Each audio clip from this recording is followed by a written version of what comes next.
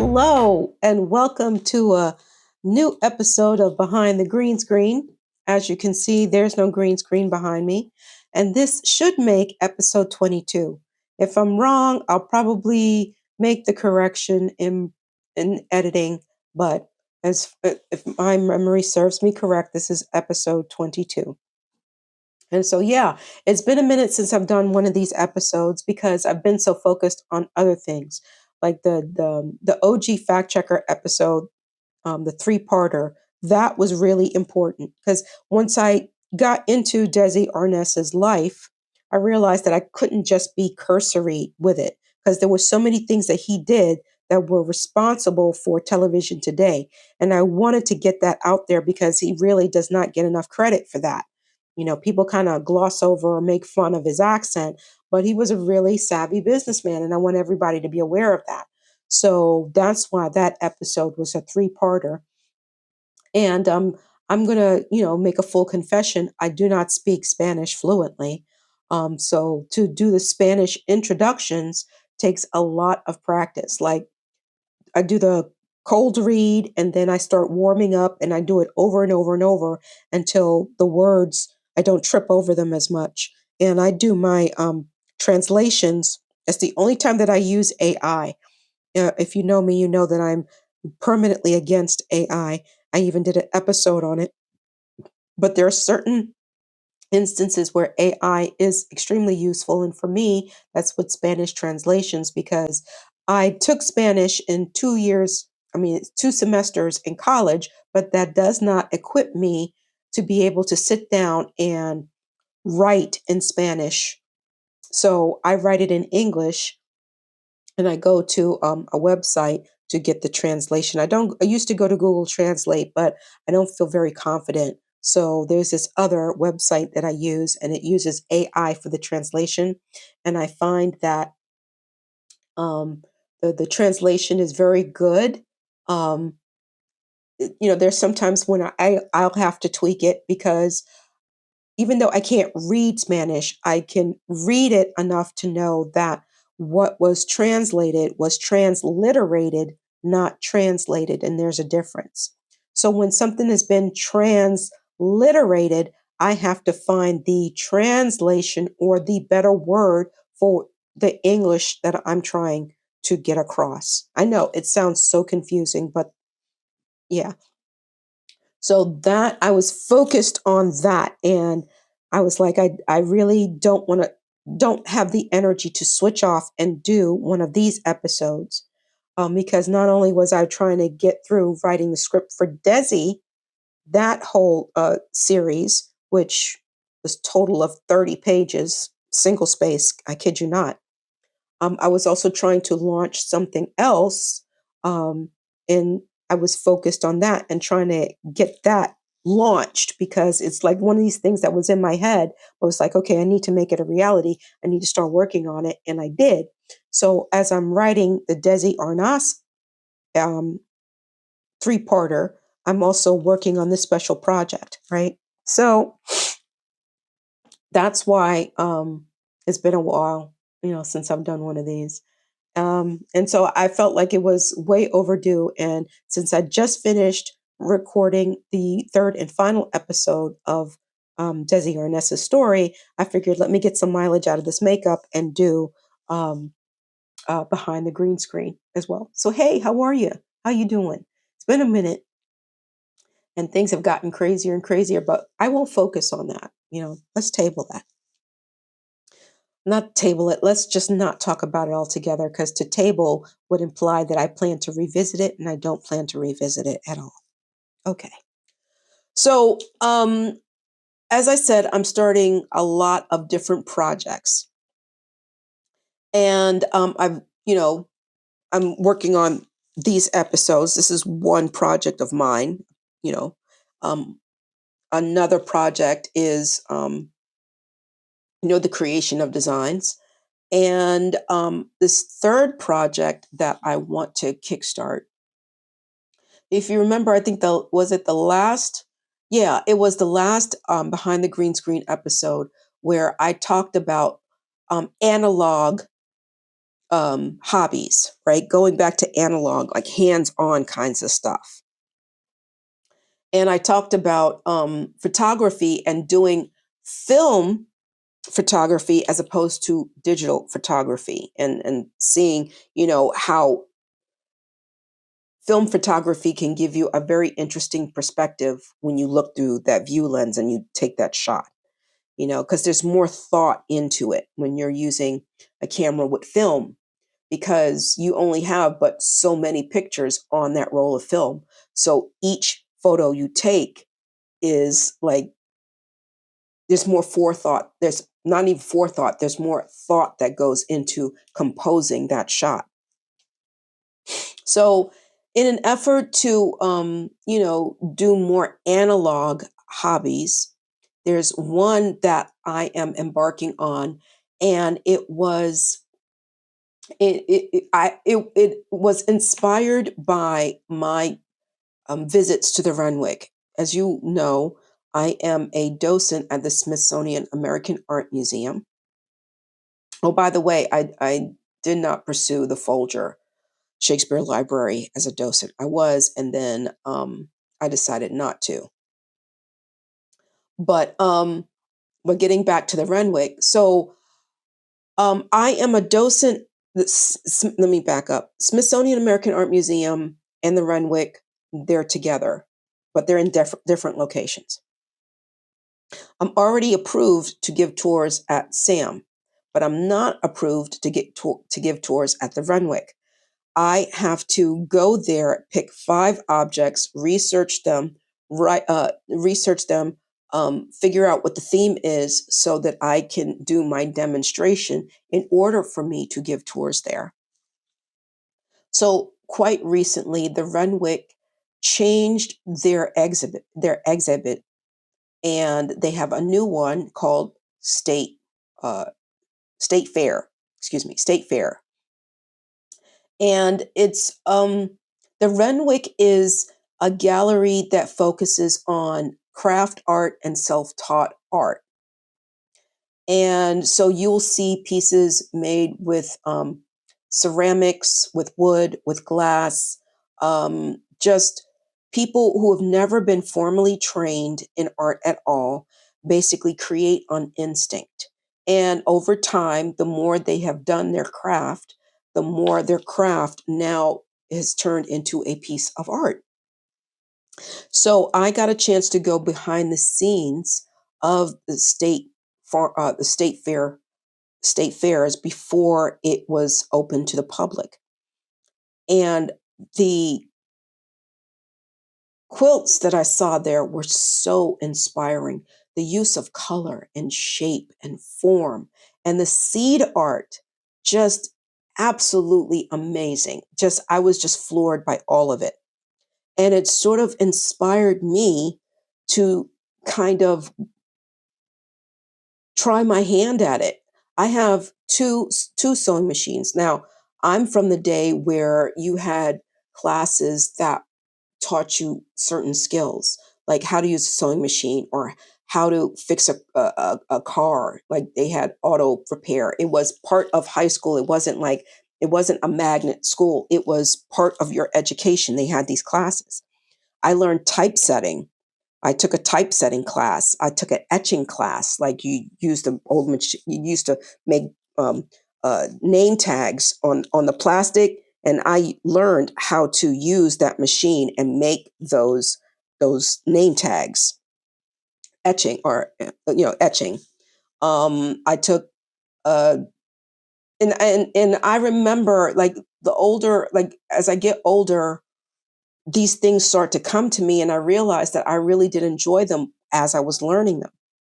And one of the things that I learned in shop class was how to use a sewing machine, how to thread the bobbin, how to, thread the needle, how to, run your fabric through. All of that, that was a shop class in high school. Or for me, it was in middle school. Okay. So I have 2 sewing machines, one that I bought to sort of go back to sewing. As a matter of fact, I was teaching my younger son how to use it. I taught him through making a pillow, which is one of the simplest things to make. And then I also sort of inherited a sewing machine from my mom when she passed on, because she was heavily into alterations. Like, because she and we were short. She was 5'1", I'm 5'2". So any pair of pants that we bought would automatically, unless it was petite, and you can't get petite, because petite is for the skinny bitches that are 5'2", not the plump bitches like me.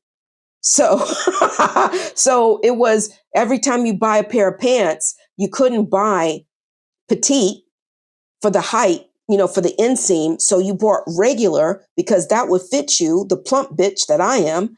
And I would have to take up the hem, because I would need an inseam my inseam is like 28 and a half. That's a really good inseam length for me. So I have these two sewing machines, and and the thing is that I had them and I wasn't even using them to alter my pants. I was basically doing the old, hemming, by hand, not using a machine. Um, so I figured, I really want to try quilting. I'd like to do hanging quilts, not the type that you put on the bed, but the type that you hang on the wall or on a staircase. I'd like to try my hands at those. And I have my theme, all picked out. And Temu, which is addictive, completely addictive. I had to stop. But I have all the material, everything that I could possibly need to go into quilting, as far as fabric and thread and all of it. I have everything that I need. And I even bought a cabinet for my mom's sewing machine, because I like hers better than the one that I bought that I bought. But while I was at the Renwick, so I got a behind the scenes tour of state fairs. And then I went back a second time because, like I said, I have to get qualified to give tours at the Renwick. And that meant that I have to go there, pick 5 pieces, research them, put together a theme and a tour. And then that will be my presentation. And based on that presentation, either I'm blessed to give tours or I have to go back to the drawing board. So while I was there getting inspired and finding pieces for my tour, I always stop by in the gift shop. Always. It's just, I always want to take a little piece of that experience with me. So it's never really anything expensive, because some of the stuff, I will freely admit, at the gift shops, they're hella expensive. And I'm on a budget right now. So I was just looking at something that was nice but not expensive. And so one of the things I got was a mason jar uh, drinking glass. The other thing I got was this, the Collage Ideas book by Alana Moore. And when I was looking at the quilts, I noticed how the use of color just fascinated me. And I, based on my theme, I want to see if I can do that as well. But how can I make it funky? So I love the back of this book. Look how pretty that is, right? Some of the designs that you see here is what's mentioned inside the book. So here's one, and if you remember, I had my easel behind there and I was trying to create collages visually with paint and magazine articles. And I just felt like I wasn't really getting anywhere. But when I made the decision to switch to quilting, everything just clicked. Like, I knew what I wanted to do. I knew how I wanted to do it, but I wanted to get more understanding so that I can incorporate more collage work into my quilting. So here they have like different examples: cut and tear painted paper. That's what I was trying to do on the easel that I finally broke down. Make sketchbooks. They have all of these other, all of these, create a dynamic collage. Be brave with color. That's the one thing that grabbed me about all of those quilts that I saw, is the use of color, that through the use of color and patterns, repeat patterns, it was hypnotizing. I loved it. And there's one thing that I wanted to show. where is it? Where is it? It was sort of, not playing around with paper. Here's the modern hieroglyphs that's another thing, another sort of um, approach that I want to explore when I create these quilts. Doing shapes and outlines and not making self portraits exactly. Create imaginary beings. How can I do this in quilting? Like, this was so inspiring for me. But the major one that was inspiring was the use of color. Excuse me, my nose is itchy. I am attracted to color, but I don't like color that hurts my eyes, right? I like color that on the face of it shouldn't go together, but they do. It works, right? So I'm always chasing, how can I harness the power of color? I don't mean harness the power of it, but just harness like the art of using color. Like, how do I get to this point?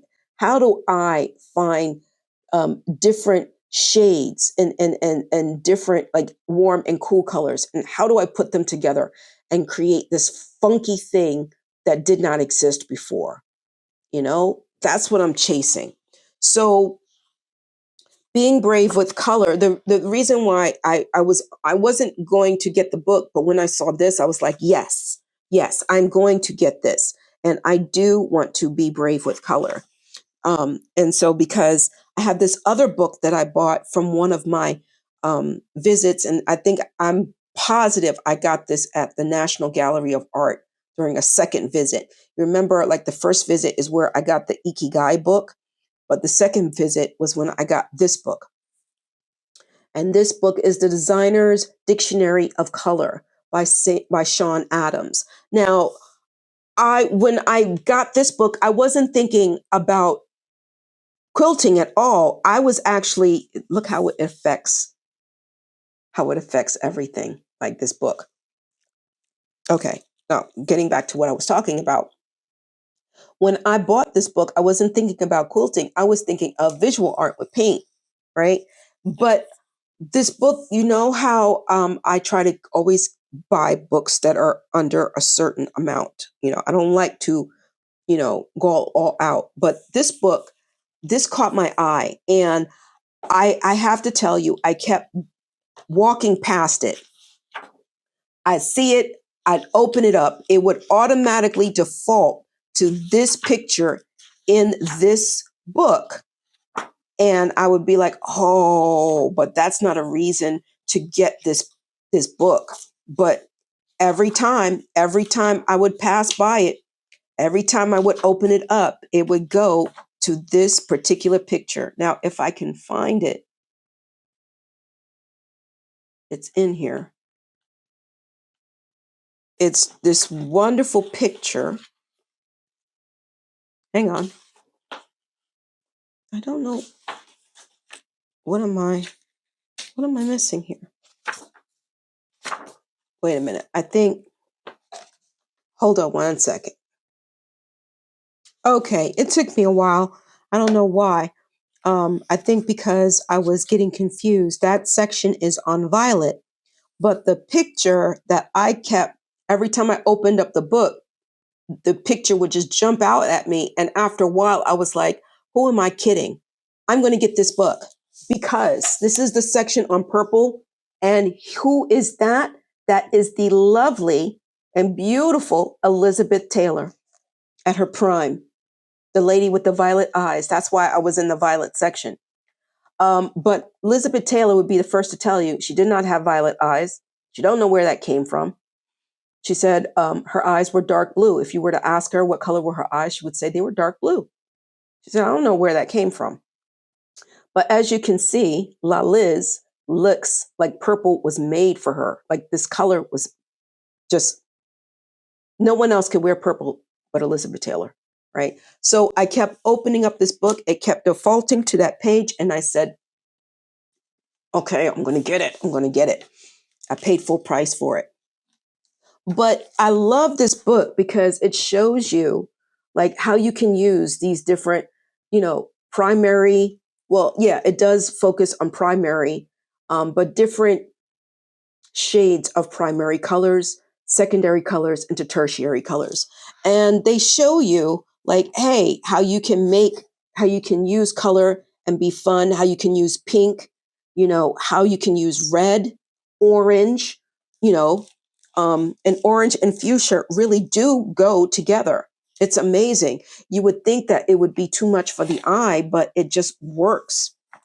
So, see how this book sort of shows you colors put together that you normally wouldn't think of trying, that you can do in here and make it work. And it even shows you various collages using different color palettes. This is the cool section. This part is the warm section. And look at that use of purple and fuchsia and dark fuchsia and just I couldn't walk away from this book. I had to get it. And I have to say that this book has really helped me look at color differently and not always think that these things, these two different colors won't go together. It depends on how you use them, right? Because look at this. I would never, this is hot pink. You would never catch me in anything hot pink, especially this neon pink. Absolutely not. I mean, look at this. You would never catch me using any of these colors in this way together. But look how these artists, these visual artists, graphic designers, look how they did it. And they make it beautiful. How they use, they could use color in chromatically, or they can use it non-chromatically, in which they find a palette that works. Now, I would normally gravitate to the blues and the purples, but I would never consider using yellow. But yellow, when you use it in a certain way, can be very appealing and attractive and fun, you know? So yeah, that's what I've been I know my nose. I don't know what it is about this room, but whenever I come in here and I start talking in front of the camera, all of a sudden my nose just starts, and I have to keep doing this.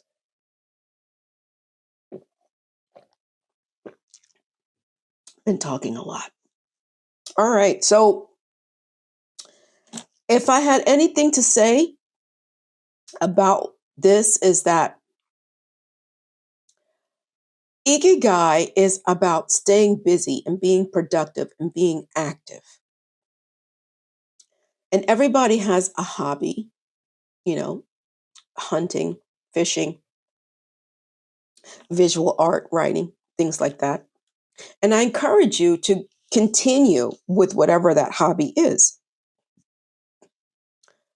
because I can honestly say, ever since I've been focusing on these projects, I've never been bored. As a matter of fact, I have to give myself, sometimes I have to give myself a night off because I'm always working on a project trying to move it forward. And I've been slipping into that state that I talked about previously, that state of creativity where time stops. And before you know it, 2 hours later, and you don't realize that so much time has passed because you've been so engaged in a particular task. And so I find that picking up these projects and working on them one each at a time, not all at once, I find that my time has been productive, and I've seen, the output of me dedicating and focusing, and it's been kind of amazing. And I'm coming up on a birthday next month, and the older you get, you start to realize that, you know what, go for it.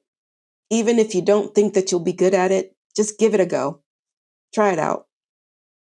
See, and even if it doesn't work out, just realize, like, pay attention to, you know, what's going on when you're in this task, you're in this moment and you're working on this project, how it's almost like a drug.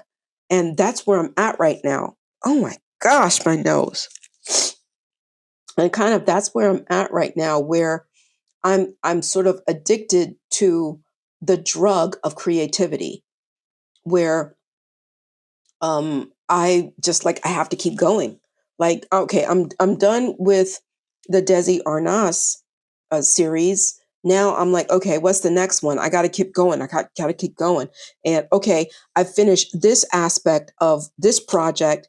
Now it's time to move over to this, to this other thing and get this jump started, because I think I can get through it, a lot quicker than the other. So it's just, I guess for me, it's an exciting time because I am learning different ways to express myself other than writing. And I think that's what's important to me, as a living creative being, that I find other ways that make me step out of my comfort zone and say, hey, let's give it a go and see what happens. You know what I mean? So, just to reiterate, if you are interested in exploring your creative side, visually, um, you know, analog, tactile, using your hands, um, I do recommend the Collage Ideas book. There were a great number of um, create imaginary beings. I just love this, right? There was so many different ways, different suggestions and ideas that, it's just, I'm like, I can do that. You know what I mean? I think that's what it is about collaging. It's like anybody can do it. You don't need to go to art school to learn how to collage. You just need ideas and you need inspiration. And I found it in this book by Alana Moore. And if you want to explore color and see where you can take it with projects that you may want to, engage and be a part of, if it's knitting, if it's embroidery, if it's loom weaving, if it's making carpets, right? I do recommend this book, The Designer's Dictionary of Color by Sean Adams. I'm sure it's for interior design and that, but this, you don't, it's not just for interior design. Okay. This is any project in which you're going to be using or want to use color in a way that's different or never been done before. And this book will help you learn the history of color, how it's used, and also inspire you through variety of graphic examples, graphic design examples that can show you, hey, this is how you can use color and this is what it looks like when you have a palette. And this is what happens when you use warm colors. And this is what happens when you use cool colors, right? And it's just a really great book to have. I just love the quality of it too. I'm all about the quality of a book. I know that sounds silly, but I like the quality of this book and this soft cover. I like the quality of this book, the pages especially, the paper that was used. Stitch it. Okay, so that's it for me for this episode. This was a short one, eh? So uh I know it's been really crazy, and I just want to give a shout out to all the federal workers who have been furloughed, and those who are, threatening to take your job away from you. I know, how can I put this without, I don't, hold on. I know it's difficult right now. There's all this uncertainty, and there's, the games that are being played with your life is horrible, absolutely horrible. But I just hang in there. I know it's difficult right now, but just keep the faith. Just keep the faith. All right. So I'm going to do my mantra. I know I have my mantra somewhere because it's been a while since I've had to say the mantra. And normally I keep my mantra nearby, but for whatever reason, it's not here. All right, in any event. Okay.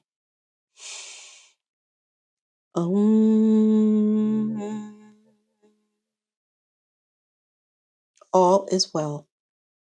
Everything is working for my highest good. Out of this experience, only good will come. I am safe. Namaste. Okay. Take care of yourselves. Stay busy. And we'll see each other in the funny papers. Bye.